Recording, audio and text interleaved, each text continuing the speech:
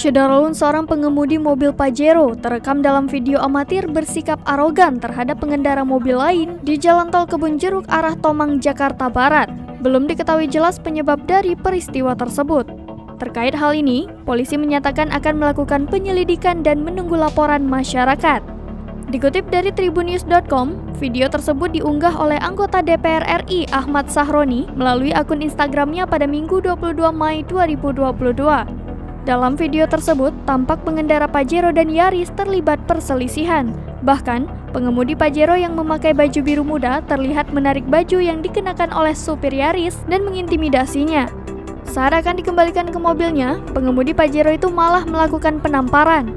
Terdengar perekam video mengatakan bahwa pengemudi Pajero ugal-ugalan di jalan tol dari Kebonjeruk arah Tomang. Kemudian sesampainya di pintu tol, Pajero hendak mendahului Yaris.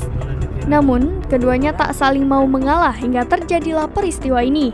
Menanggapi video ini, Kasubdit Gakum Ditlantas Polda Metro Jaya, AKBP Jamal Alam mengatakan belum bisa memastikan penyebabnya. Pihaknya masih menunggu laporan dari korban atau pengemudi apabila aksi ugal-ugalan itu benar terjadi.